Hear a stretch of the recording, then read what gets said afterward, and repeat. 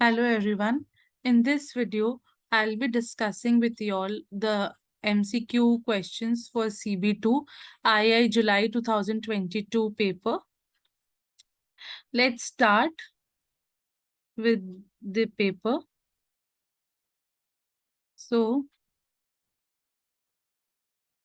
first question says, which of the following is true?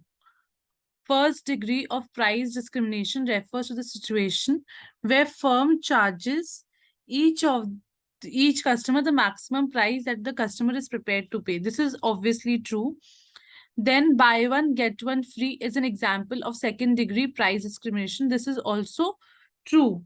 So, and limit pricing refers to situation where a firm sets its price below its average cost in order to drive competitors out of the business. It's not like that. It is not for competitors to drive out of the business. It's to limit entry. It is actually followed by monopolists where they do not they still make a profit so that other competitors do not enter into the market. So the correct answer for this is C.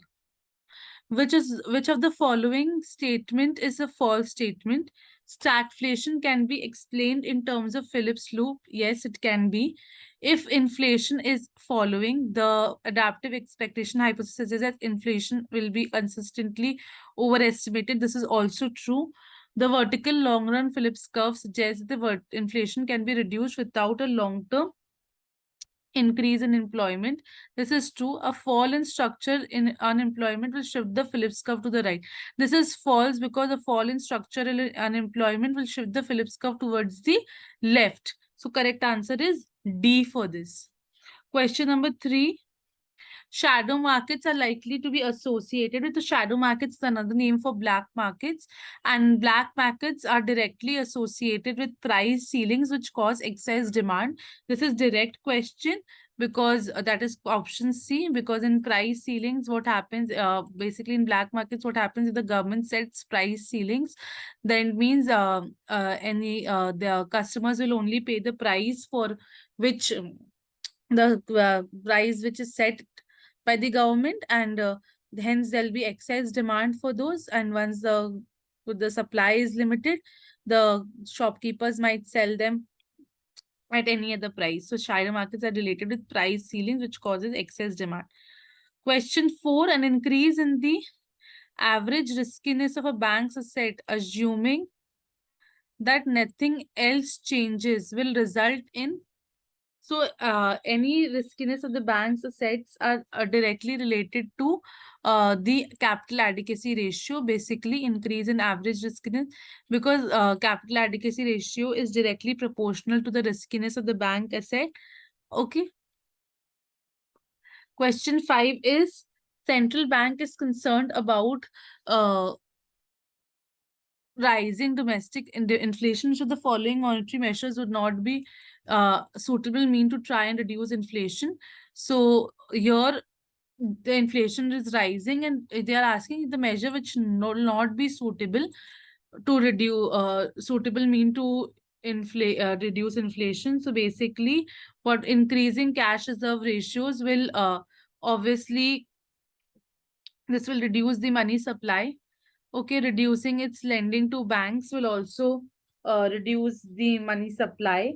So all these will not reduce inflation. Funding the PSNR will also reduce the money supply. Hence, this will also not reduce inflation. But buying government bond from banks, this buying government bond will increase the money supply, and hence this might not be a suitable monetary measure to try and reduce inflation. So 5D. Question 6. Which of the following is recorded as a plus in the balance of payments accounts of country A? So that is very direct. The exports of goods by country A to the rest of the world. This will be, since we'll export goods, we'll get payments. So hence, this will be a plus for the balance of question number 6A. Next, refer to the diagram below. Which of the following would be an efficient level of production for Amit? So here we have been given 8 levels of tea and 16 levels of donut are the full levels of production for tea and donuts. If I calculate this using this production possibility curve efficiency, so 8 cups of tea is complete 100% efficiency and 0 donuts will give 0 efficiency. So total will give 100% efficiency.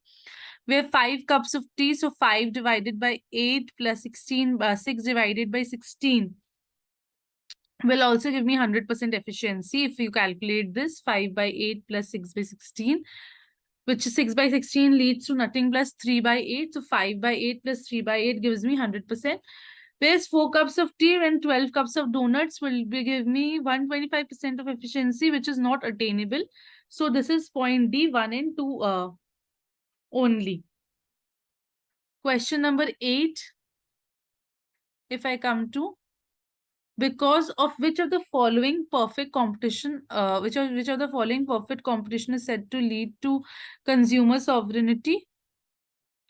So which two directly, this is a very direct question. So there are two conditions of consumer sovereignty. One is the combination of production being at maximum and minimum, and the firm only making normal profits keeps the price at minimum. And the next one is that the consumer's taste changes, the resulting price will lead to firms to respond, and increased consumer demand will result in extra supply. So question 8 also point D is the correct answer. Then coming to question 9, which is this is a question. So here we have good X has an income elasticity of demand of minus 0.5 and cross price elasticity of demand with respect to good Y of plus 0.6, good X. So basically we have a negative income elasticity of demand. Whenever we have a negative income elasticity of demand, it is inferior goods. So obviously A and D get cancels off. We are only left with B and C. Now, since cross price elasticity with respect to good Y is positive, so with a positive good, when we have a positive cross price elasticity, it's a substitute. So answer is B, 9B. Then question number 10, a market in which firms produce differentiated products and enjoy normal profits. So here we have been asked for differentiated products as well as normal profits. In oligopoly market, we have differentiated products, but they not have normal profits. Perfectly competitive, we do not have differentiated products. Monopoly, we have a single seller and they have always attained super normal profits. So we are only left with monopolistically competitive market where we have differentiated products and they enjoy, in the long term, they will enjoy normal profits. In the short run, it's super normal profits. So in the long run, the monopolistically competitive is the correct answer. Question number 10A. 11. Which of the following statements is true? So they've asked again, which of the following statement is true? The effect of shift in the IS curve on national income is greater if the MP curve is flatter. This is true. If both aggregate demand and potential income increase, national income can rise without the central bank having to raise interest. This is also true. An increase in inflationary expectations will cause a greater increase in interest rates if the IS curve is flatter. This is false. So we have only option 1 and 2, which is option number A again. Then question number 12. Which of the following statements about the free floating exchange rates is not true? So about the free floating exchange rate, we know that there is no need to hold reserves for when we have free floating exchange rates. We know speculation is a disadvantage. There is associate certainty can be reduced using the forward contract. This is also true. So we are left with option A, that they enhance the effectiveness of the fiscal policy. This is a false statement. So question number 12A. Question number 13. Consider the following statements and select the correct ones. The official rate for the money market in India is the current repo rate, which is announced by the RBI. This is not true. And Fed rate in the US is counterpart of India's repo rate. This is also not true. So we have question number 13. Sorry, select the correct ones. these both statements are true, that the official rate for the money market in India is the current repo rate, and Fed rate in the US counterpart is the India's repo rate. So C is both 1 and 2. Question 14.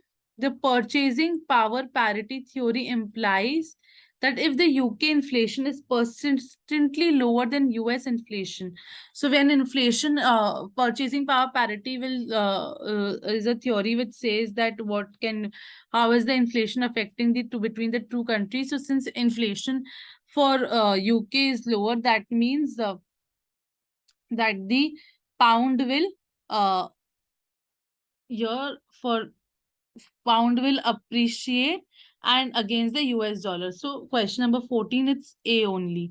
Only one. Then question number 15, which of the following statements are false? When the economy is growing, public sector net borrowing is likely to be falling. When the economy is growing, net taxes are likely to be increasing. These both are true. Then when the economy is contracting, obviously firms' investments will be low. This is also true. Then when we have the economy is growing, the structural deficit is likely to be falling. This is not actually because a structural deficit is not linked to the economic growth or anything. So we cannot comment on this statement. So question 15 will be D. Next, coming to question 16, which of the following will reduce the effectiveness of pure fiscal expansion? So which of the following will reduce it? Crowding out and injections multiplier. So 1 and 2 only or on this. Question number 17. Which of the following is not a supply side economic policy aimed at promoting economic growth? So this which is not promoting economic growth is obviously A, because cuts in social security benefits designed to encourage more workers. If we cut the social security benefits, it will not encourage the workers. Others designed to reduce trade union powers or deregulation or tariffs designed to increase the production. These will obviously be more of a supply side policy promoting economic growth. Question 18.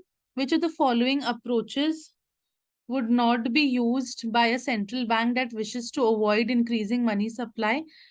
So which of the again, this is similar to question above, question number 5. So this is which will not increase money supply is question number 18. Again, selling government bonds to bank. This will not increase, this will not avoid increasing the money supply. This will instead increase the money supply because there'll be cash flow in the market. Which of the following ratios is the ratio the company's borrowed capital to shares? It is very direct. Gearing, question number 19B. Then we have question number 20. Match the different stages of the business cycle with the corresponding systems in the ecosystem. So this is, once you read this, it's very direct.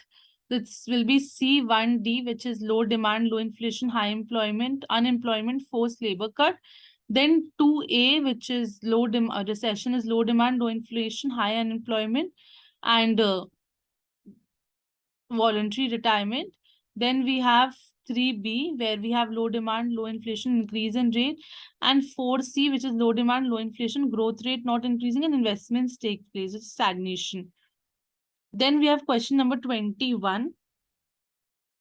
Unemployment and inflation can coexist because of basically 1, 2, and 3. All the three. When firms operate with degree of slags, cost put inflation, and structural employment, these three will exist.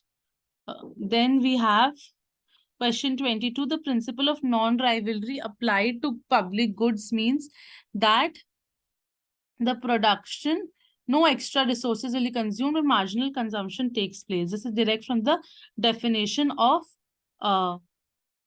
principle of non-rivalry. Then we have question number 23, which is saying loss leader may be used as a part which of the following strategies. This is full range pricing, again very direct from the definition. Question number 24, the king demand curve theory of oligopoly implies that the oligopolist has a discontinuity in its marginal revenue curve. Again, very direct from the graph, we can do this. Then which of the following is true? We have question number 25. Merit good is provided free of charge by the government. This is not true. Bid rigging is an abuse of market power, and if the marginal social bid, this is also not known. Bid rigging, if the marginal social benefit exceeds the marginal social cost, then increase in output will increase the welfare. This is true. So this is D, 25D. Then select the correct code regarding carry code, which is promoting foreign trade on the business on the basis of bilateral terms, borrowing in one currency and investing in other, or a situation of zero trade balance. It is nothing. So it will be none of these.